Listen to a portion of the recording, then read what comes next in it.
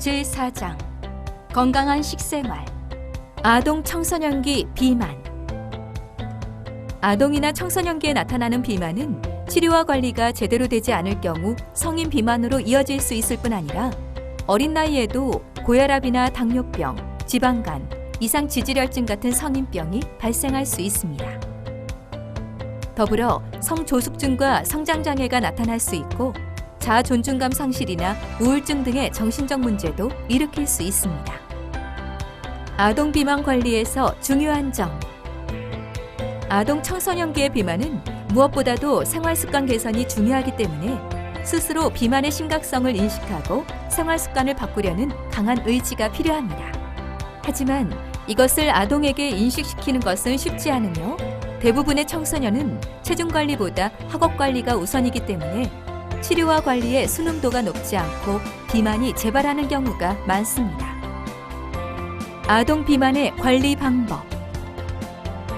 아동 비만은 성장기가 지난 경우와 성장기에 해당하는 경우를 구분해서 관리해야 합니다. 성장기가 지난 청소년기 고도 비만의 경우에는 해당 나이대 정상 체중의 120% 정도를 목표 체중으로 잡습니다. 이에 비해 합병증을 동반하지 않은 성장기의 아동은 성장과 동시에 비만 관리가 되어야 하므로 6개월에서 1년간은 현재의 체중을 유지하는 것을 목표로 합니다. 아동 비만 관리를 위한 식단을 결정할 때는 다음 사항에 유의하십시오. 하루 3끼를 규칙적으로 먹어야 하며 특히 아침을 거르지 않습니다. 육류는 살코기 부위로 먹으며 닭고기는 껍질을 제거하고 요리합니다. 채소를 많이 먹되 기름에 볶지 말고 무침으로 먹는 것이 좋습니다. 섬유소가 풍부하고 열량이 적게 나가는 해조류를 많이 먹습니다. 튀김이나 볶음보다는 찜이나 조림으로 요리합니다. 인스턴트 음식이나 패스트푸드를 피하고 가능한 외식을 하지 않습니다.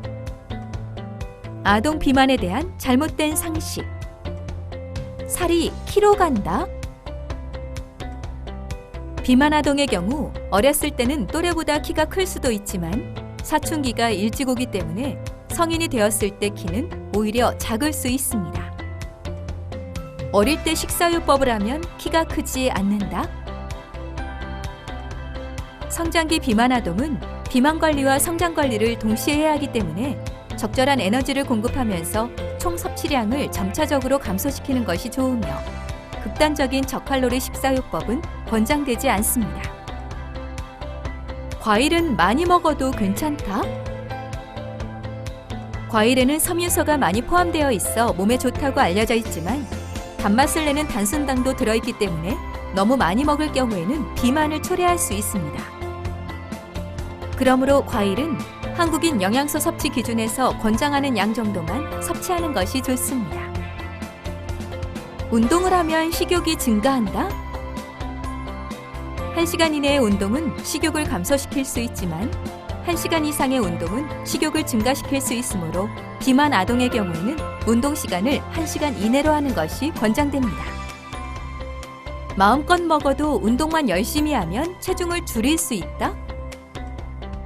체중을 줄이기 위해서는 식사 조절과 운동을 병행해야 합니다. 예를 들어 햄버거 한 개에 해당하는 270kcal를 소모하기 위해서는 달리기로는 30분, 걷기나 자전거 타기로는 약 1시간을 해야 합니다. 그러므로 식사 조절 없이 운동만으로는 체중을 줄이기 어렵습니다. 물만 먹어도 살이 찐다?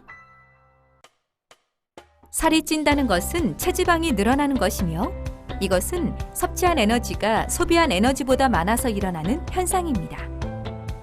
물은 에너지가 없기 때문에 물을 마시는 것으로는 체지방이 늘어나지 않습니다. 비만은 심각한 병이 아니므로 의료진의 도움이 필요하지 않다?